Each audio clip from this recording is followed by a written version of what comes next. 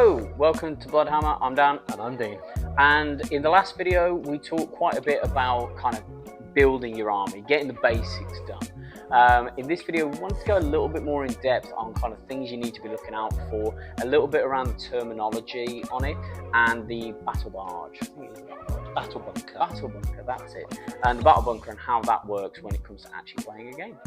Just little tips and hints, really, like Dan said, things to think about, things to look out for, and just a bit more detail than what we went into our last video. So please sit down and join us for our little ride here.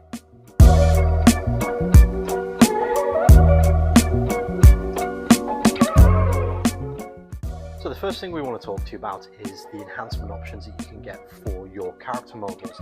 Now, quick thing to give you a bit of advance heads up warning, however you want to think about it, is depending on the detachment you select, your enhancement options will be different.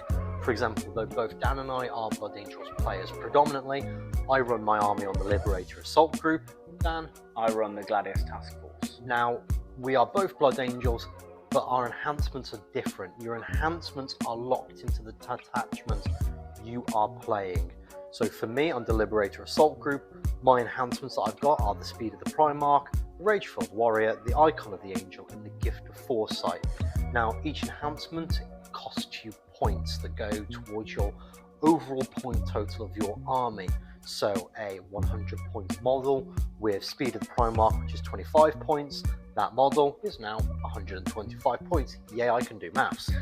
So you've got to bear that in mind when you are building your army. Think about your heroes first. The way I build my army, I do my heroes, I look at my enhancements, I look at their leaderships, I look at their war gear ability, war gears, then I build what they're going to go with. Each enhancement does something a bit differently. When you're on the app, you'll see on the right hand side is a blank square. You click that to select it, that means it's applied to that character. On the left hand side, you'll see a drop down arrow. Once you press that, it will give you a little bit of a breakdown of what that means. So for example, Speed of the Primarch, long story short, that unit fights first once per game. So all that means is you charge me, I still get to slap you first. That's all it means, but everyone is slightly different. Moving on to your war gears. Now, for some champions, heroes, the war gear is standard. Dante, he is only ever going to be with the Perdition Pistol and the Axe Mortalis. Your chaplains will only ever be Absolve the Bolt Pistol and the Crozius Arcanum. Apothecaries as well, Absolve the Bolt Pistols, Chainswords. Close combat weapons. Yeah, standards. Yeah. You'll then see it'll start to change on ones such as your lieutenants. You can have power fist, you can have bolt rifles, plasma pistols, heavy bolt pistols, captain in gravis armor. Do you want a sword? Do you want a power fist with your other power fist, with a flamer, with a gun? It changes, so read it. As Dan said in our previous video, you will see some guns and some weapons have a caveat of if you take A, you will lose B, C, and D, for example. So take your time, have a read, go through what you can have, what you can't have. Look at the stats, work out what tickles your fancy. Yep. If you look at something and think, oh, that looks pretty sexy, I want that, then take it. There's no right or wrong. Yeah, it's what I've done with, say, like my Devastator squad. The Devastator squad has 5 or 6 different weapon options, but I run them with 4 las cannons. So yes, you can change it around with what you want. Something else with the enhancements is you can only have 1 enhancement per model. And you can't have the same enhancement twice. Can't have the same enhancement twice. So you've got to really think about what you want. With my bite squad, my chaplain, I have a enhancement on that basically, if it's under a certain doctrine from the Gladius Task Force, which I think is the Assault Doctrine, I get on melee weapons +2 to the attacks and +2 to the strength. So if a weapon usually does, most of the chainswords are strength 4. Strength 4 on another marine is going to be strength 4. You're rolling 4s to try and wound. Strength 4, toughness 4, 4. Strength 4, toughness 4, 4. If it's 6, then I only need a 3. So it's much better odds. So, and the war gear options, you're going to spend a lot of time going through war gear options because there's so much stuff in certain models. Certain ones not, like Dean said, they're just going to be standard. but there's a lot on the board where you're going to look at and go, well, do I want, you know, my sergeant to have a plasma gun? Because actually the bolt pistol's pretty crap. They can't have a bolt rifle, but a plasma gun might be pretty decent if we get into combat. So it's things like that you got to think about when you're going through. But they're both, when you put a character into your army, when you go back to the normal screen, click on them and it will bring up the enhancements and war gear option. It's also being smart with your choices. There is no point in putting a close combat enhancement and close combat weapons on a hero that's going to stand in the back line throwing insults and bullets at people. So play it smart, think what you're going to use that guy for, where do you want the buffs, be smart with your choices. So we've talked about your war gear and enhancements. Now it's on to probably one of the most key parts of when you're actually going through and deciding what units to pick, and that's their abilities. They could have the best weapons in the world, they could have the best melee weapons in the world, they could look great on everything. If their abilities are a bit crap, they're still going to be good, but it is going to hamstring you a little bit. The thing you need to be looking at when you go down, click on the abilities tab and just have a bit of a read through. The top line usually has got something specific about that unit, whether they've got feel no pains, whether it's a lone operative, whether they get deep strike where they can drop in 9 inches away from a unit on turn 2 and above. Below that is going to have your army specific, kind of what your army specific ability is. So for the Space Marines, it's Oath of Moment. So I can pick a model and go, that is my Oath of Moment.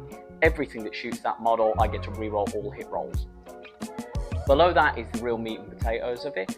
It's going to have a lot more detail in there about certain specific abilities just for that unit. So if you took the Hellblasters, for instance, the Hellblasters, if you shoot at them in your turn and kill them, I leave them on the board. I roll a dice. If it's a 4-up for each model, they get to shoot back at you before I remove them. Super handy and super annoying for people that fight against them. And same with, I play mine with an Apothecary and a Lieutenant. The Lieutenant, in his abilities, gives them lethal hits. So on a 6, it bypasses the wound roll stage and goes straight to the saving throw.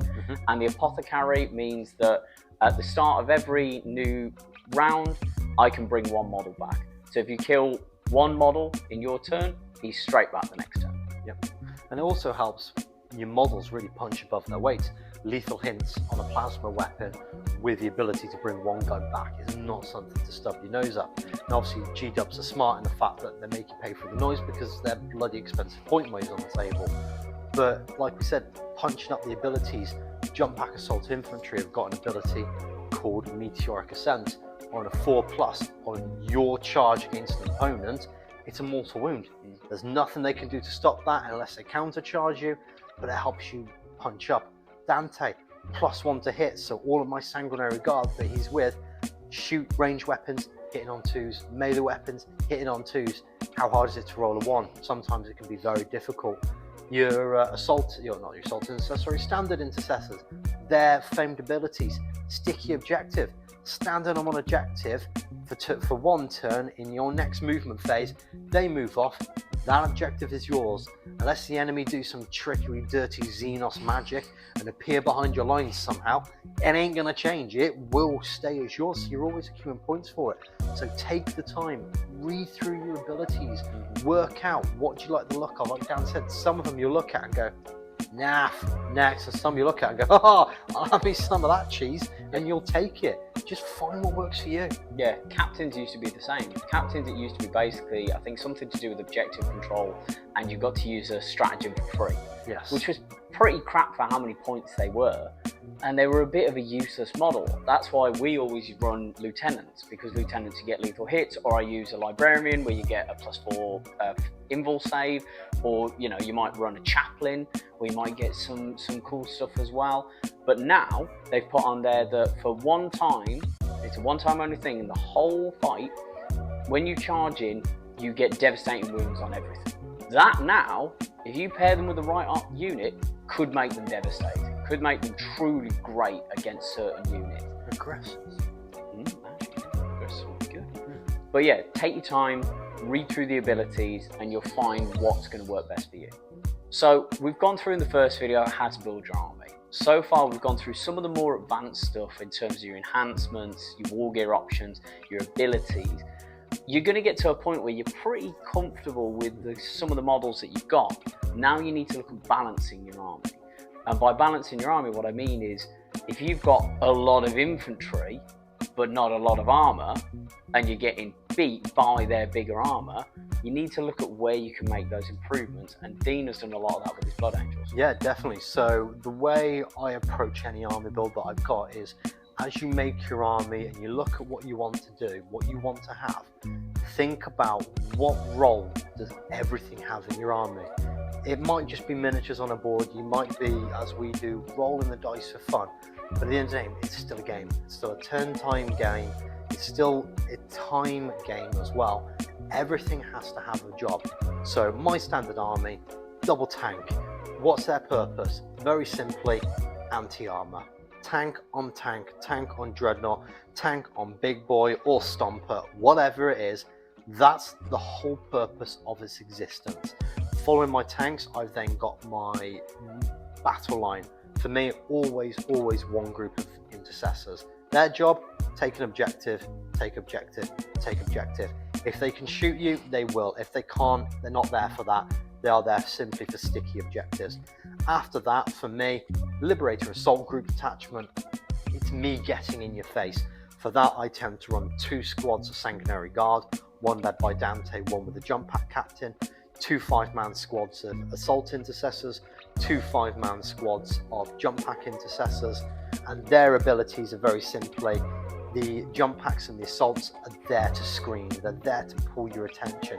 You know they'll hurt you if they get there, but they're not a threat. Sanguinary Guard are a threat. They'll deep strike him, they will make you bleed, they will make you pay. Everything has its ability, but it's also knowing where you're going wrong. So like Dan said, if you've got a infantry heavy army, wall bearers, and you're just going in to slaughter things, but then you're going, oh, I can't seem to take out the tank. Change your army.